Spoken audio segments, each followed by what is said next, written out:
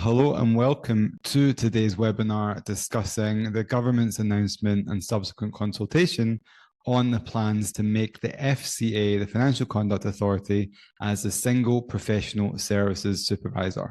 My name is Nick Henderson-Mayo. I'm the Head of Compliance here at VinciWorks. We've got a great panel to bring their thoughts on the consultation, and we'll introduce them in just a moment.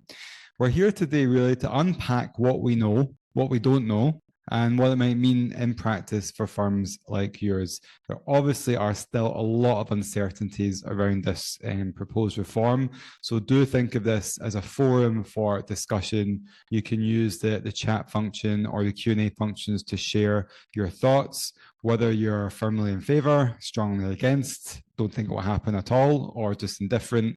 We do want to hear from you and your thoughts, and we'll try and read out some of your thoughts as we go through the webinar today. We as VinciWorks will be responding to the consultation, and we do encourage everyone to do so here as well. And you can obviously, contribute your thoughts to us either by sending us an email or telling us what you think as we go through over the next hour, and we'll collect those responses as part of the consultation.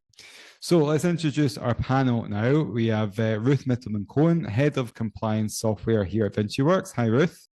Hi, Nick, and hello to some familiar names I'm seeing here joining us today, and also to some new ones. It's really great to have you all with us.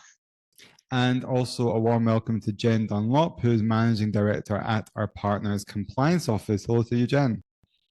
Hi, Nick. It's great to be here, chat about the consultation. Now we've had a bit of time to digest the news. Absolutely. And also a very warm welcome to Mike Ross. Mike is Director and MLRO at Anderson Strathern. It's not just the SRA that's being replaced as the AML regulator, but also the Law Society of Scotland potentially. So it'll be great to have your perspective too, Mike. Thanks, Nick. Yeah, just echo your comments about hopefully we can get questions answered today to let everyone get a response in. Absolutely. Well, great to have you with us, and we'll hear from you more in a little bit. We want to start with a poll question, really just to take the temperature of everybody in the room. What is your overall reaction to the FCA potentially becoming the sole AML regulator for law firms? That poll will pop up on the screen in just a moment. Do you feel positive, cautiously optimistic, worried, skeptical, too soon to tell, or not sure? So what is your overall reaction now we've had, a month or so to digest this news, to the FCA potentially becoming the sole AML regulator for law firms? Are you worried, cautiously optimistic, positive, cautiously optimistic, worried, skeptical, too soon to tell, or not sure? I might have been giving away my own my own feeling there, but how do you feel? And we'll give everyone just a moment to answer the poll, and we'll have a little look at the results. Obviously, do feel free to elaborate in the chat. What do you think about that? And we'll read out some of your comments as we go through.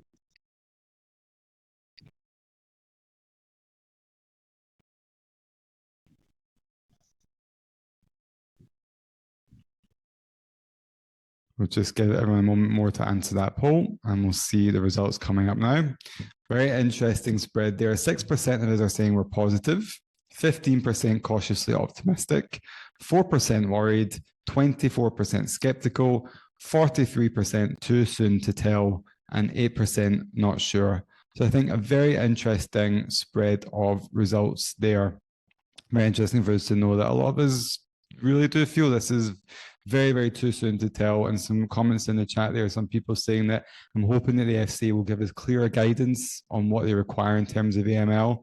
I think a lot of us echo that sentiment. So it'll certainly be a good opportunity, hopefully, throughout this consultation to understand what actually will be expected of us. So when you registered for this webinar, we did ask you what your thoughts were. And there was a lot of comments about there was a lot of uncertainty, a lot of anxiety. Ruth, what were the themes standing out to you and what people said when they joined this webinar? Yeah, I think there was a really strong thread around the FCA not actually understanding how law firms work specifically. I think people are quite worried about losing the sector-specific insight that the SRA and LSAG currently provide. I think there are a lot of comments also around concerns that the FCA might treat law firms in the same way that they're treating financial service firms, with kind of no real appreciation, I'd say, of legal practice, legal privilege, or kind of the mixed nature that's actually involved in legal work.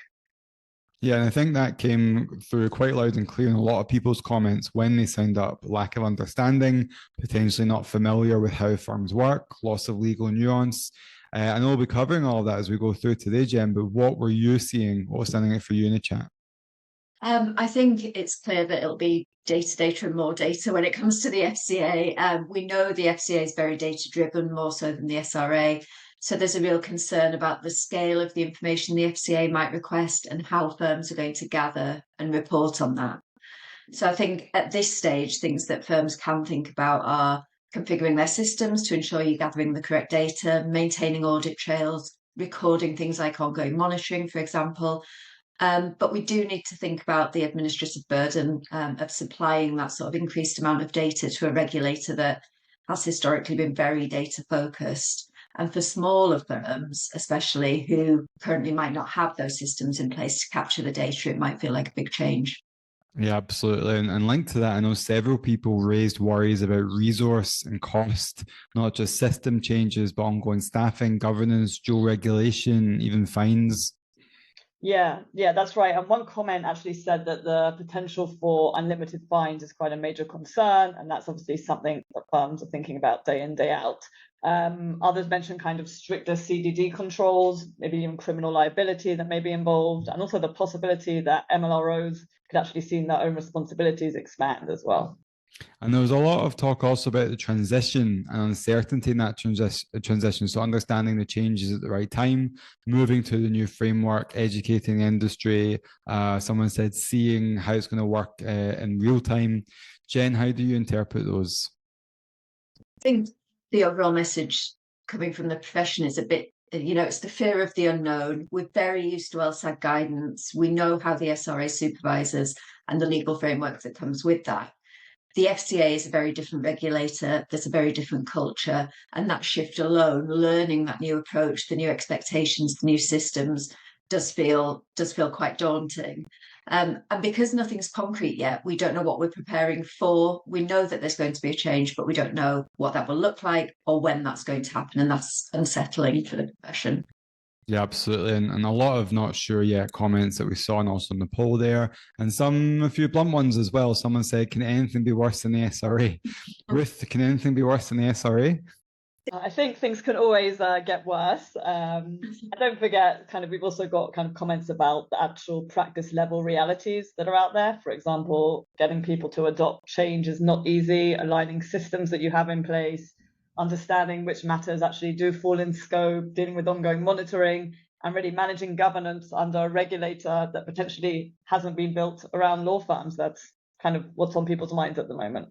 Yeah, absolutely. And also there was comments around the conflicts or overlaps that we might have, the FCA overseeing AML while the SRA oversees everything else. So managing that dual oversight and the question of how those two regulators will or will not coordinate.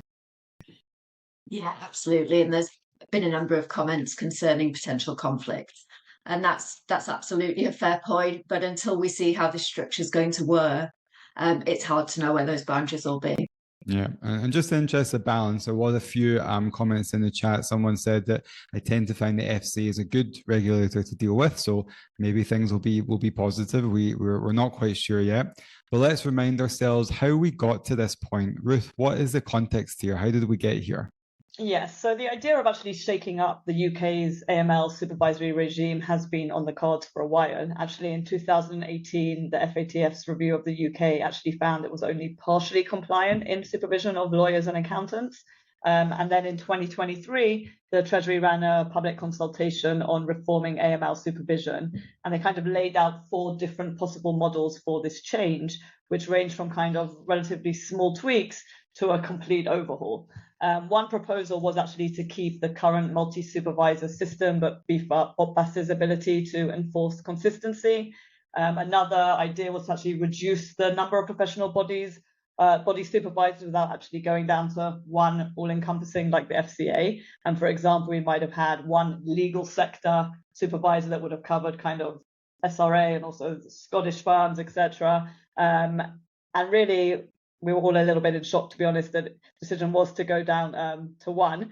In fact, the Law Society itself also favoured something along the lines of kind of one supervisor for each of the different legal firms. And they basically said, better the devil you know. We prefer to stick to kind of a legal regulator that understands the legal profession and the legal nuances. Yeah, but instead, obviously, decided to appoint the FCA as the proposed Single Professional Services Supervisor. That's right, and that was announced by the Chancellor in October this year. As many of us distinctly remember, the announcement came during the SRA's Compliance Officers Conference, which was obviously quite dramatic timing. There's also additional context here, which is that the UK is actually gearing up for its next FATF mutual evaluation, and the government obviously wants to show that it is serious about reform. So we've had 8 years of OPBAS overseeing the professional body supervisors, which some might say has only actually brought some kind of lukewarm success. Yeah. And Jen, there's been a lot of speculation, naturally, since the announcement. Just remind us of what we actually know at present. What are the facts? Yeah, thanks, Nick. So we know this is the policy direction. The government wants to see a single professional services supervisor for AML, and that is highly, highly likely to be the FCA. But this isn't going to be a quick switch. We'll need primary legislation to go through the parliamentary process before this can happen. At the moment, we're only in the consultation stage, so we're still very early in the process. We need to see a draft bill that needs to be introduced into Parliament, passed and implemented before there's any changes. So on that timing aspect, how quickly could we see this happening? So I think it's important to remember the context of this change, which is part of the government's growth agenda. The Chancellor called this a blitz on business bureaucracy, which is a bit of a tongue twister. When this change was announced back in October, it wasn't even a headline in the Chancellor's speech. It was the last item in a package of measures. I'd imagine the legislation to make all this happen will be a headline in the next King's speech. So that will probably be the spring of next year. So even if we get a draft bill in the autumn, it might not be passed until early 2027. Then we need the FCA to take action to actually implement the change. So, I mean, my thoughts are 2028 at the very earliest for these changes to actually happen. Nothing's going to happen overnight, so we do have time to prepare. That's a really crucial point, is that nothing changes today or even in the next few years, potentially. Yeah, that's right. Just to kind of add to what Jen said, we know that the SRA is actually hiring for AML roles at the moment. So they aren't planning on cutting back or scaling back anytime soon. And it's really, really important to remember that every SRA regulated firm remains bound by the money laundering regulations. You must continue to ensure that you maintain a compliant firm-wide risk assessment alongside policies, controls, procedures, and of course have adequate training and oversight. The message I want everyone here to take today is that the SRA's guidance and the LSAG guidance remain in force. Although we don't know what will happen with LSAG guidance, do we? Yeah, we don't. It's not clear whether LSAG will be kind of formally abolished or they'll continue in maybe a different form, maybe as an advisory panel or even a stakeholder group under the FCA. They could even be grandfathered, maybe for a transitional period. Actually, the consultation asked for views on whether the FCA should take the role of the guidance setter for the legal sector AML. So whether they should take over from LSAG or whether kind of sector-specific guidance regime should be preserved. There's kind of no real clarity on whether LSAG's existing guidance will be preserved as kind of FCA-endorsed guidance, or whether FCA will actually draft brand new guidance and possibly even diverge from the LSAG's approach. I think what happens to LSAG is probably one of the most fundamental questions for AML regulation, isn't it? Yeah, and I think this is one of the most critical elements, really, and certainly something that worries me. Who the ultimate regulator will be and how that operates is one thing, but LSAG guidance is something that many firms rely on almost every day. It's sort of the AML Bible for firms. So I know when we're advising law firms on refreshing policies or doing AML health checks, LSAG guidance is the first thing we assess those policies against. It's really key. And my worry is if LSAG guidance disappears or is subsumed into the FCA, then some very important considerations for the legal sector, things like legal professional privilege, client confidentiality, the nature of legal work, might not be given that sufficient weight under a one-size-fits-all FCA-led AML guidance regime. Yeah, and I know many of us in the profession are rightly concerned about how this might work in practice. We've had things like just last week, the government said it's going to abolish trial by jury for a number of cases. So there's been other concerns also about potential erosion of privilege through successive legislation. Yeah, to be frank, Nick, I am pretty concerned about all this. There is currently legislation before Parliament called the Public Authority Accountability Bill, known as the Hillsborough Law, which would impose a duty of candour on public authorities. And the worry is that obviously that candour duties, those duties in practice require public authorities to make disclosures that sit kind of uncomfortably alongside the traditional privilege protections. So that could, for example, set a precedent for how privilege is viewed kind of in other sectors. For example, if in a future inquiry, a law firm is called to give evidence, will asserting privilege attract political or media criticism, even where it's actually legally justified? Kind of those are the sorts of questions that we'll be asking, I think, as we move forward. Yeah, absolutely. And Jen, there is also, of course, a benefit of lawyers being regulated by lawyers, and that these things are well known. Yeah, and we can rightly criticise the SRA for many things, but the SRA and other legal regulators are very understanding of LPP in how they supervise. So if they ask for files, they've got protocols for dealing with privileged material. The FCA, on the other hand, hasn't historically dealt much with LPP because they regulate primarily financial institutions, entities that don't have the same privilege issues. So one unknown is how the FCA will adapt to handle LPP concerns when supervising law firms. I would hope that they develop safeguards for that. So if an FCA examiner asks a law firm for certain records, there's a process to protect privileged client communications in those records. But again, at this point, it's another unknown. Yeah, absolutely. And let's ask the audience about that as well. The poll coming up on the screen will be, are you concerned about future reforms? How might they affect legal professional privilege? Yes, very concerned, somewhat concerned, not really concerned, not concerned at all. So are you concerned about how future reforms might affect legal professional privilege? Yes, very concerned, somewhat concerned, not really concerned, not concerned at all, or unsure. Please also do write your comments in the chat. We've had a few in there. Someone saying that we're overstating the risk to privilege, and many FCA statutes such as FSMA preserve the rights of client to privilege. So that's a very, very good point.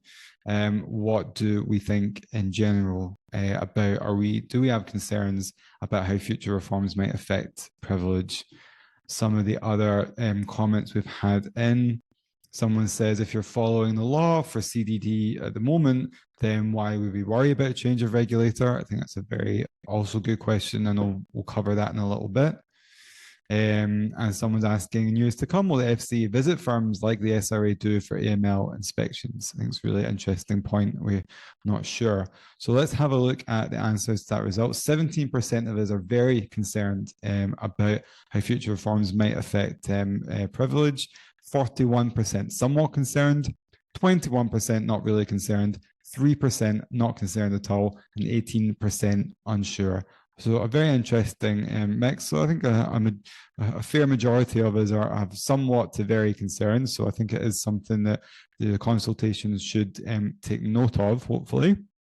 Now let's bring in Mike Ross, Director and MLRO Scottish law firm Anderson Strathern. Mike specialises in the practical application of economic crime legislation, helping firms understand how to put proportionate and workable compliance measures in place. He brings experience from across the legal and financial sectors, having worked in a range of economic crime roles since his time at RBS in 2010, including major regulatory and remediation projects. So, Mike, now that it's not just the SRA that potentially faces the chop, but the Law Society of Scotland too, Mike, what were your initial reactions to the change here? I was a bit surprised, disappointed, I would say. I think a lot of us have been involved in this process for a long time, put a lot of effort into the initial consultation response and had lots of conversations at the time about it. And I would say, I'll admit this is probably a slightly cynical view on it, but I feel as though the Treasury have opted for a fifth option that wasn't part of that initial consultation. We had the original 4 that Ruth mentioned earlier, and I think we've ended up with a bit of a 3.5 between the sort of single regulator and FCA, and they've landed somewhere in the middle, which I don't particularly like. Mm-hmm. I know there's been a lot of talk in the legal industry, though, about rushing to get things done now in preparation. What are your thoughts on that? I mean, I guess from a sort of government supervisory point of view, the sort of the next mutual evaluation, I think it's August 27, is inevitably creating a bit of urgency around all of this, and there'll be a desire to have legislation in place ahead of that next visit, but we just don't know. You can't help but feel that it is a little bit rushed with the announcement, the quick release of the consultation, the short turnaround time on the consultation.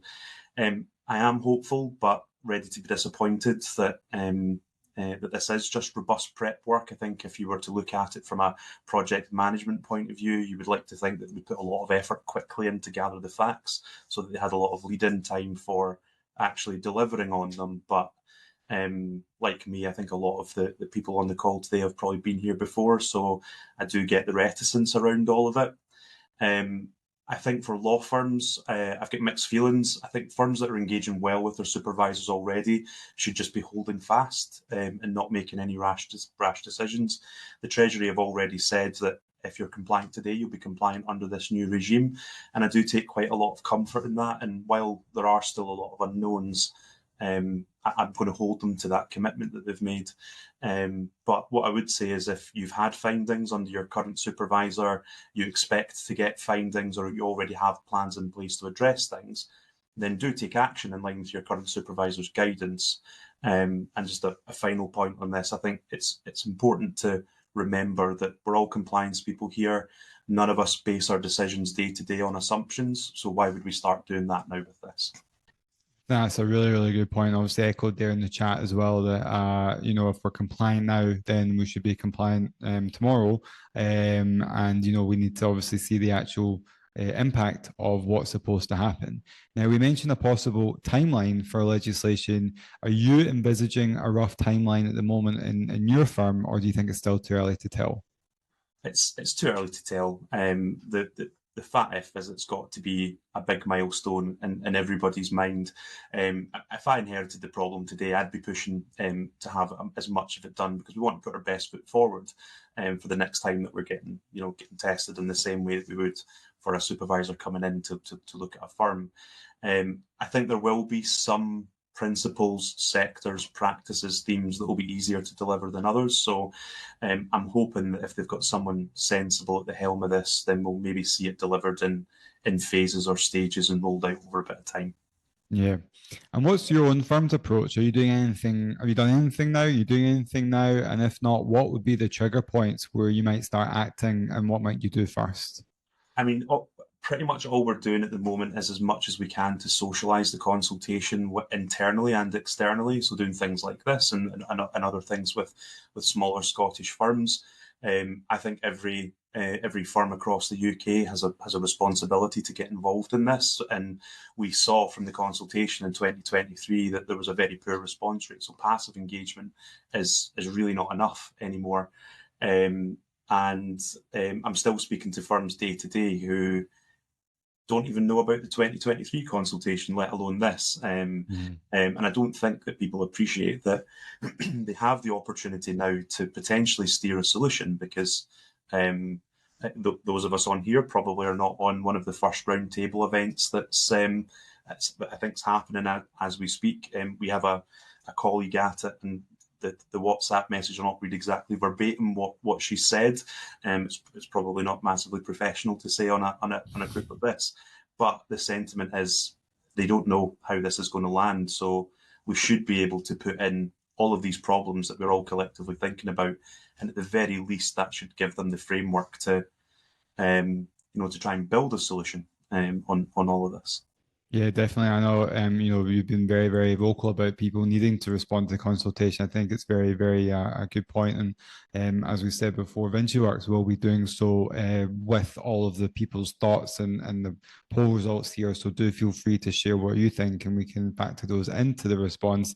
You've also raised concerns, which I think are really valid, that the shift to the FCA could have an impact on Scottish firms in particular. There's separate issues around privilege, conveyancing also in Scots law. What do you see as the risks here to Scots law? I think probably the thing I would start by saying is the themes are probably the same in Scotland as they are around the rest of the UK. But I think one of the unique challenges that we face in Scotland is we operate quite differently. We operate under devolved legislation, and I've got a real concern constitutionally about the tensions between the legislation that will need to be passed to provide powers to the FCA and how that will work alongside existing and new acts that are coming out in the next year or two.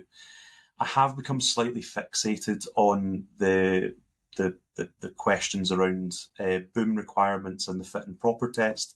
My real worry around that is we're potentially giving the FCA far too much power over solicitor regulation and who can effectively ascend into senior roles within the legal sector. I think there is a unique element to that for Scotland, but I think that should generally be a concern that a non-legal entity effectively having the ability to decide who can run a law firm, who can be a partner in a bigger law firm. I think that's quite concerning. And I think it will be disproportionately impactful to smaller firms where they are, a sole practitioner or one or two partner firms. And what does that do for succession planning and things like that?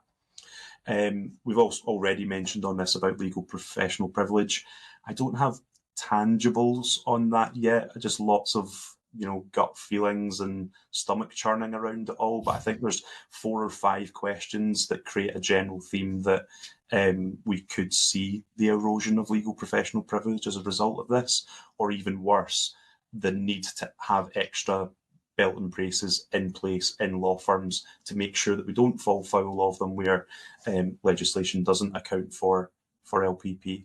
Mm-hmm. I think overall my biggest worry about all of this, not just this in particular, but just over the last 15 years, we've seen a slow erosion of the independence of the legal profession. And for me, if we go back to the heart of what it is the legal profession's here to do, it's to support and protect the general public. And I can't help but think that this is just another thing in a long line of changes that are just, as I say, eroding the independence of the legal sector. Definitely. I know a lot of people do also echo those kinds of sentiments. And, when you add all these things up all together, you do wonder what is going on a little bit. But if this happens and when it happens, what would your expectations of the FCA be to protect Scots law specifically, but also the wider legal sector more generally? I'm in my response, I'm doing a big push for the Law Society of Scotland to still be materially involved. One, to help feed into what this needs to look like, and then post-implementation to maybe facilitate some of the data gathering and the risk-based approach and all that sort of thing. I can't see this working without effectively the membership bodies still having a fairly sizable role to play. I think that probably extends into England and Wales as well. LSEW still need to have a seat at the table, as well as the SRA. It won't work if it's completely devolved of those groups. Yeah, absolutely. And you're also in the MLRO. What are your thoughts on the transition period, and which will come at some point in eventual change? How much of an impact will this have as an MLRO? Yeah, I mean, it's without a doubt going to have an adverse impact. I think there's a really interesting line, which I'll just read from the first couple of pages of the consultation. It says, "We invite views on legislative provisions to ensure implementation of this reform does not create significant new burdens on firms." And I take 2 things from that. One, the word significant implies that the Treasury expects an element of new burdens, and they're willing to accept that on some level. But 2, they might be open to some pragmatic solutions here if we come to the table with problems and then answers to those problems. But I mean, it goes without saying, I think that the changes are going to come at increased costs, increased time, and increased bureaucracy for firms, which I just don't think we should lie down and accept. Yeah, absolutely. And what's your advice to other MLROs and other firms as we go through this, I guess, this first part of this first consultation and this long process of change? I think the big thing for me is overcome any barrier that you feel is in front of you to get involved with the consultation. If your challenge is the lack of knowledge, I know it can be quite intimidating when you're sitting around a room with people who seem to know lots about this sort of thing. Ask those people for help, tap your network up for additional information, plagiarize some of the content that's coming out there. If you agree with it, you don't need to reinvent the wheel because there is a finite number of problems. If it's time, don't necessarily worry about having a big comprehensive response. Work out what small amount of time you can give, even if that's 1 or 2 hours, and just put something in. There'll be more impact in the response if lots of people are coming back with their views, irrespective of whether or not that's War and Peace or not. So just take at least some time to do it. I think I'll just repeat what I said earlier on as well. I think people who are happy with their current regimes, their PCPs are good, they're working well with their regulator, stay the course. I've had five now cold sales calls since the announcement, effectively using this announcement as a scare tactic to sell me something that they think that I'll need. And it's just a nonsense, to be perfectly honest. The time might come eventually where we want to think about some of this stuff. We want to put lots of time, money, and effort into changing our data, but at the moment we have no idea how the FCA are going to do it. So why would we waste time on assumptions? And a final point that I would make: if you have them, make sure that this has been tracked at risk committees, boards, whatever governance forum you have in your organisations. I think the implications on this are much wider than just the AML community. So I think that most firms will likely need to bring in other specialisms. So I think, make sure that you're socialising this amongst the right people in your firm.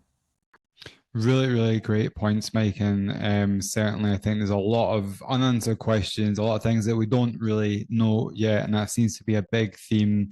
And also really, really important points about putting in thoughts into the consultation, responding to that.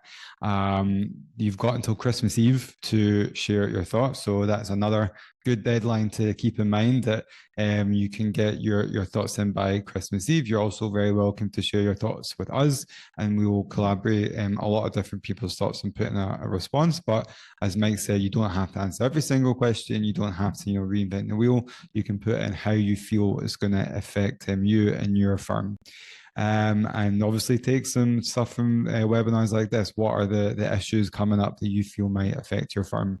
And let's ask actually another poll question of the audience now. What do you believe will be the most significant impact of the FCA becoming the sole AML regulator for law firms? A loss of legal sector nuance, stricter enforcement and higher penalties, cost and regulatory burden, uncertainty for Scottish non-Irish firms, the data and reporting expectations that might come from the FCA, or something else. And do feel free to share in the chat what those something else might be, or elaborate on your thoughts as well. So obviously a lot of great points we've covered so far, a lot of really interesting elements around privilege, definitely around the elements around Mike was saying about how this burden will fall, and does the FCA maybe have too much latitude potentially in things like who might become a solicitor or senior solicitor. But question up on the screen there for your thoughts. What do you believe will be the most significant impact of the FCA becoming the sole AML regulator for law firms? A loss of legal sector nuance, stricter enforcement and higher penalties, cost and regulatory burden, uncertainty for Scottish and Northern Irish firms. Someone said all of the above. If it's all of the above, then you can say something else and type in all of the above as if all of the above's coming in. Data and reporting expectations under the FCA, and anything else, let us know. We'll give everyone just another moment and we'll have a look at the results. A few more, a number of all of the above's coming in thick and fast. That's also very valid. Someone mentioned interest, double jeopardy in the sense of alleged breach of the MLRs might be dealt with by the FCA. This may also be a breach of professional standards. That's a very interesting point. Very interesting split there. We've got 26% seeing a loss of legal sector nuance, 21% stricter enforcement, potentially in higher penalties, 21% cost and regulatory burden, 1% uncertainty for Scottish non-Irish firms, 29% data reporting expectations under the FCA, and 2% saying either something else or all of the above. So a really interesting set of results there. Now we just want to speculate a little bit, because I think it can be helpful to try and figure out what might, maybe, should FCA supervision might actually look like. We know the FCA does things differently now. We know, of course, we don't know, what that will mean for law firms in the distant future. But from what we know now, Jen, what, if we're speculating, do you think the FCA might do differently from the SRA? Yeah, so what we do know is that the FCA's supervisory styles generally considered to be a bit more rigorous, data-driven, and enforcement-oriented than some of the professional body supervisors have been historically. A phrase that I've heard recently is that the FCA are a bit more black and white. So they set clear expectations, they check whether you meet them. I don't want to suggest that the SRA are sort of lax, far from it. We all know the SRA sort of ramped up AML enforcement in recent years, but the FCA's had a longer track record of doing this at scale. The SRA's also faced criticism for just checking that things exist on paper and fining firms if they don't have the right paperwork. My understanding is that the FCA are more likely to be interested in metrics and evidence, so being able to evidence why you've made certain decisions and being dynamic in making changes to controls to address new risks that you identify will be key. So we can start thinking about this now. So have you appropriately quantified the risks in your firm? Does your transaction monitoring actually catch the suspicious activity it needs to? Does your training result in staff actually flagging concerns to you? The FCA appears much more interested in ensuring you've got those appropriate controls in place and you can evidence that those controls are effective, rather than just policing the paper trail, which I think is what we sometimes see at the moment. A comment that I picked up from recent SRA conference was that the FCA expects firms to prove compliance works, not just that the policies exist, which is important. Definitely. And how would we go about proving then something like that? We've all said it a few times today, but data's the short answer. As we've said, the FCA is very data oriented, so they like to see investment in tech tools for analytics. Don't be surprised if down the line they introduce some sort of automated reporting or require firms to submit data digitally. That could be a new experience, particularly for small law firms, to have to navigate an FCA online system, fill in forms with AML data on a regular basis. But I think that is a plausible future scenario. Of course, it's all speculation until we see it, but this feels like the direction of travel. Law firms, we are historically not great at gathering and reporting on data. We've got the examples of the current SRA AML annual questionnaire and the diversity questionnaires that are biannually, which ask for almost identical data each year, but law firms do still struggle with that. And we do see firms that are very worried because so much of the information that they need to report on is potentially still held on paper files. So gathering that data can be a manual and very time-consuming process for them. One thing that the FCA may well expect to see is law firms formalising how we collect that data internally and updating our processes to reflect that. The upside to all this is that if it's done well and we have those processes, these approaches help identify problems much earlier. We can resolve them potentially before the FCA, the SRA come in. The downside is that it will be an additional compliance step for firms that are already feeling stretched. Absolutely. And Ruth, do you think we might see more routine assessments? Yeah, I think we might require the FCA might require an annual AML return, which they'll analyse to really identify outliers. So we might see, again, as we mentioned, a more data heavy set of questions in relation to AML clients and matters.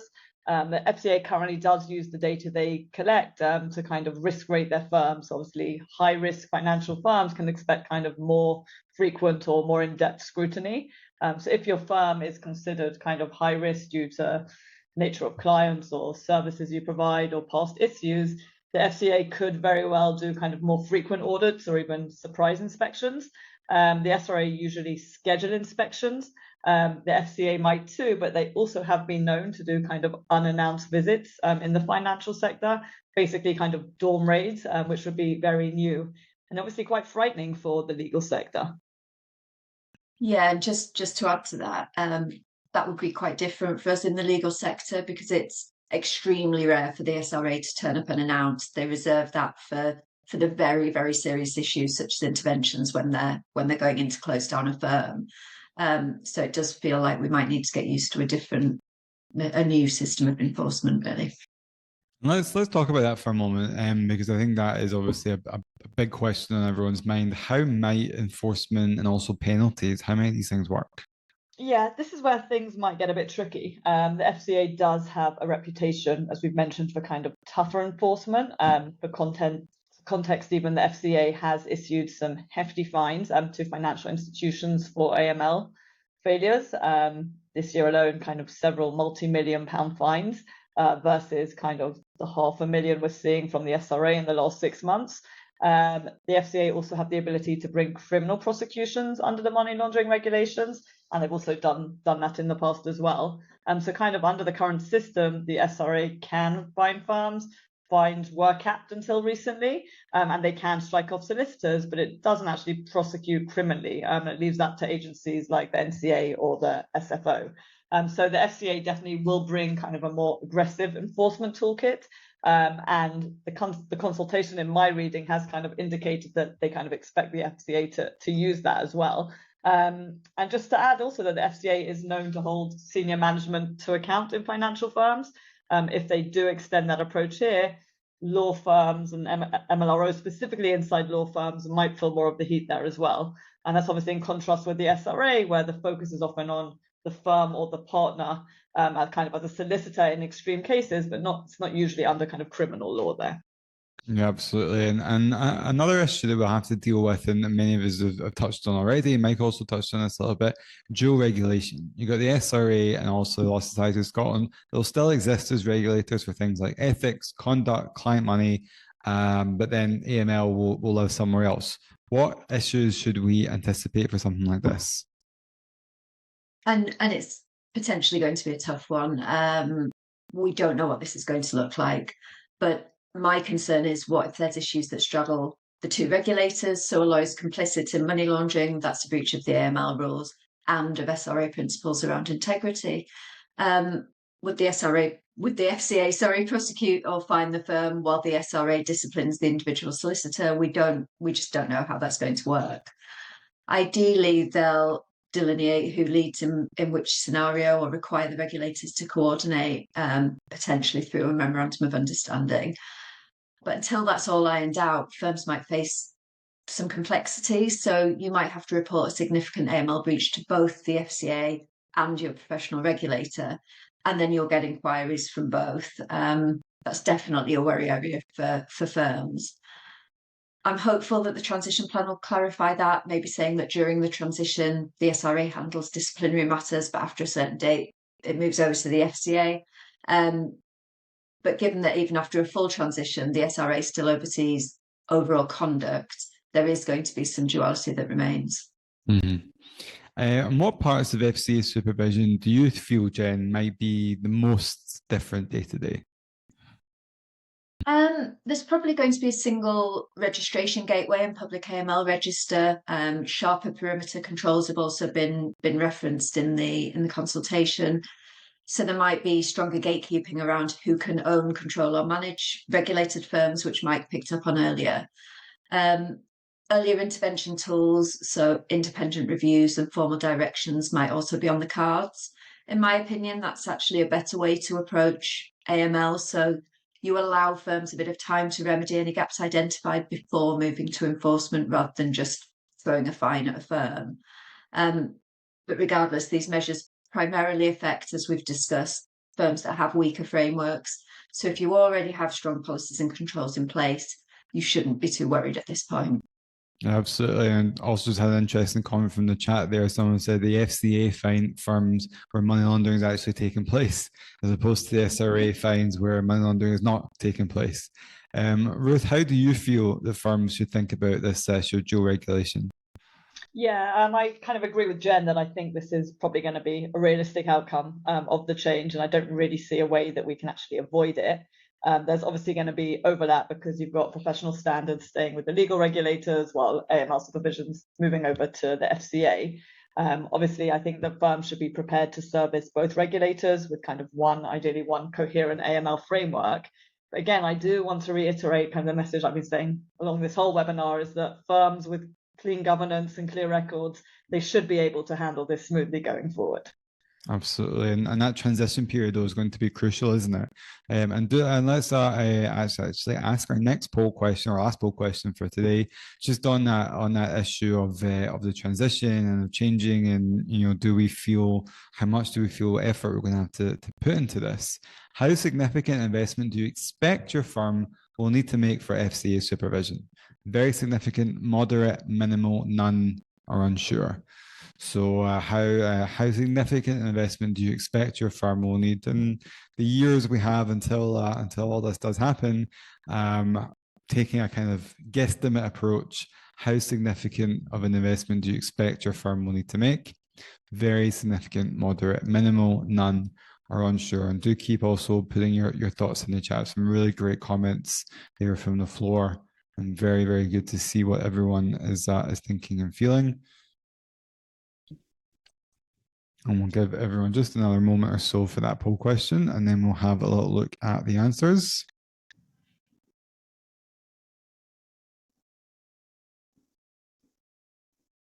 I think it'll be interesting to do this survey in a few months down the line when we've got a little bit more clarity to see the difference. Absolutely. And just we are going to be having more webinars, obviously, on this subject in the next year. So do keep an eye out for those. We will revisit some of these questions, but 7% seem very significant, 48% moderate, 21% minimal, 2% none, and 22% unsure. So an interesting spread there. And Ruth, talk to me a little bit more about this issue of additional resources we might need. How should we be feeling about this transfer issue at the moment? Yeah, I think, again, right now, the motto should be keeping calm and carrying on with what you're doing. If a firm's current AML framework is actually genuinely effective today, and if someone listening, wouldn't be worried if you're about to have an audit from the SRA or your regulator, then you're most likely going to be fine when you move forward as well. It is important for everyone here to remember that it's the supervisor that's changing. It's not the core duties around AML that's actually changing. So again, if you're a compliant firm now, you're probably already aligned to what the future regime will demand in terms of the day-to-day compliance activities. Yeah, but I mean, is it normal for us to feel this uneasiness anyway? Yeah, of course, because FCA supervision, as we've discussed, is likely to be more forensic, more data-driven. But I still think the right response is not to panic or reinvent the wheel, but just tighten your proof and the consistency of kind of obtaining that proof going forward. In general, if your control works now, the FCA are going to be looking at the same fundamentals. What mindset do you think that the firms should be adopting as we think about this potential change to an oversight? Yeah, I think it's the same approach that I would recommend to any firm coming to speak to us today that's regulated by the SRA, which is really you should be moving away from the approach of, okay, we have policies in place to actually we can show how our controls actually work in practice. So the one thing I think that we can kind of expect is more attention to kind of evidence, testing, and kind of outcomes. Firms that are already operating in that way should feel somewhat validated by the move to FCA. That's a very good point. And how should firms feel, you think, about this consultation period that we're in? Yeah, I think it's important for firms to be clear on the understanding about the direction of travel. The decision to transfer supervision is settled. I think the focus now should be on what the FCA toolkit will look like and how the firm can best prepare for it. Really, anyone who is going to be affected should be responding to the consultation. It's really the only way to ensure that your views are heard. And really, we're so early on in this process that your answers 100% can influence the way that the AML regime is going to work going forward. So there's another takeaway from this webinar, in addition to keep calm and carry on, is please respond to the consultation and be part of the conversation. It's so important. Yeah, absolutely. And then do feel free to share with us your thoughts, and we can also respond. I'm taking in everyone's thoughts too. You can email compliance@VinciWorks.com with your thoughts at any point. Now let's turn, just in the last 10 minutes or so we've got left, to something we do have some clarity on. It's nice to feel like something's real, and that's the SRA's recent AML annual report, because until the change happens to the FCA, if and when, we still have the devil that we know to deal with. Ruth, what would you say is the single most important message for firms to take away from the recent AML annual report this year? Yeah, I think the headline is that the SRA is continuing to ramp up its AML supervision. It is becoming far more kind of data-driven in how it targets risks. We do have to wonder a little bit if this shift is somehow connected to the eventual transfer to kind of FCA supervision. But either way, the message to firms is the same. You need to show really genuine file-level compliance. The regulator cares a lot about client and matter risk assessment, and also source of funds checks. So it's really worthwhile to take the time to ensure your processes really meet the SRA's expectations, because honestly, that's where they're looking most closely. Mm-hmm. And Jen, what does this increase in supervisor activity that we've seen actually mean on the ground, do you think? I mean, it means firms should expect more contact from the SRA. There's a much higher likelihood now of receiving a notice about a desk-based review or potentially even an on-site inspection. We're also seeing the SRA's reviews becoming much more evidence-led. So the SRA using trends across firms and across files to guide where their focus is. So as we mentioned, their recent focus on source of funds and wealth. And honestly, if you haven't had an inspection in the last few years, it's sensible to assume that one is coming. Yeah, absolutely. And Ruth, what areas then from that report were most likely to make a firm non-compliant? Yeah, there were three kind of issues that stood out clearly this year. The first one was either missing or weak client and matter risk assessments in place with the firms. The second one was poor or kind of generic firm-wide risk assessments that seem to have been kind of a copy of a template and weren't actually translated to the firm's specific work areas. And then obviously, as Jen just mentioned, this source of funds checks that were either missing or not properly analysed. And just to remind everyone that these are areas that the SRA do keep coming back to year after year. If you look at their reports from the last few years, these are not new findings, but these are recurring year on year.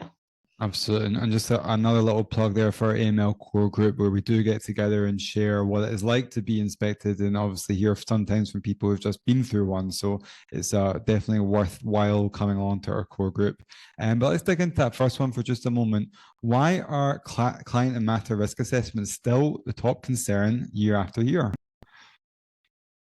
It's because they remain the most common point of failure. So the SRA found plenty of files that had no assessment at all, or assessments that were incomplete or done superficially. And it is starting to feel like a broken record. You know, sympathy for firms is starting to reduce. The impact is real, that weak or missing risk assessments can lead directly to investigation referrals. It's one of those areas where firms think they're okay because they have a good template client and matter risk assessment form, but when the SRA goes in and looks at files, the assessment simply isn't there, doesn't tell a coherent story. So it's easy for firms to be compliant with it, particularly if you don't have sufficiently strong controls to test compliance, like regular file reviews. So it's easy for you to sort of fall foul if you don't have those file reviews in place. You need to test compliance and make sure that those documents are being completed on the ground. Very, very good points. And obviously, you're talking, Jen, to firms on a daily basis, and it's very good to hear from you about that. And what does the SRA actually expect firms to do differently now? Yeah, I think that the expectation is quite clear. Complete a proper client and matter risk assessment on every in-scope matter every single time. So we're seeing actually a trend with the clients that are using our OmniTrack software, that they're actually carrying out risk assessment, even on matters that aren't obviously inside the scope of AML. This is because so many clients and matters do evolve into work that suddenly becomes in scope. We're seeing really that assessments need to be AML focused and cover the important pieces like client risk, geographic risk, transaction risk, delivery channel risk, and of course, PEP sanctions factors as well should be included. And obviously, firms crucially need to explain why a matter or a client is low, medium, or high risk. A tick box or kind of automated scoring approach can be a helpful guide, but it's just not enough. The SRA wants to see kind of the human reasoning, the story behind those decisions, and they want to see that the assessment actually drives the level of due diligence that follows. And just quickly on the firm-wide risk assessment itself, what were the main weaknesses the SRA highlighted this year? Yeah, so the big one was the use of generic templates. A lot of firm-wide risk assessments simply weren't tailored to the actual services the firm provides. Some didn't cover all 5 required risk areas that we mentioned. Others focused a lot on what the firm doesn't do rather than the actual exposure of the firm. So I would say focus on what you are doing, not what you're not doing as a firm. And finally, a real common issue was that the assessment wasn't updated when the firm, for example, changes its services or even its way of working. And obviously, the SRA sees that as a major, major oversight. Just on the source of funds checks, Jen, that you were talking about, what did the SRA find there? Again, source of funds checks are a frequent weak point. So some firms had no source of funds or wealth checks when it was required. In many files, firms had taken the step of collecting the relevant documents but didn't actually analyse them. So we've seen cases where the client's explanation doesn't match the ledger activity or where the story just doesn't make sense. But because the documents were present, so they had 3 months worth of bank statements on file, the file's treated as compliant when in reality, just because you have evidence sufficient funds are there in an account, unless you've analysed the account information and understand where that money's come from, you've fallen short. The SRA calls this out repeatedly, that some human scrutiny would catch a lot of these issues. And what does good practice then look like? So it doesn't have to be as complicated as you think. We're not forensic accountants. What you need to do is gather evidence that makes sense given the risk level you've applied for that client and matter, and then look at whether the information and evidence is credible and consistent with what you know about that client. We always say stay interested in the information that you're receiving from your client throughout the life of a transaction. So a big issue that we see is thinking compliance is something you do at the outset, that box is ticked, so then you don't need to do any more, when actually you need to check again. So if the funding route changes mid-matter, you need to go back and look at the checks that you've done. And another important thing is recording your reasoning and analysis, not just the documents themselves being on the file. The SRA wants to see how you've reached the decision. So, and just one final point from you, Jen, before we finish up. If a firm wants to reduce regulatory risk quickly, where should they focus? So, key areas: make sure every in-scope file has a proper client and matter risk assessment with a clear rationale for the risk rating given. Update and tailor your firm-wide risk assessment and keep it up to date. It's a living document. It's not one and done. Strengthen source of funds checks and the quality of the record keeping there.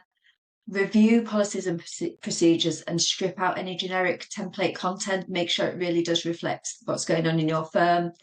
And then deliver role-specific AML and sanctions training and check that shows up in file quality. So yes, you do need to be auditing files as part of your AML controls, but I think they're the quickest wins really if you want to reduce the risk of adverse SRA findings.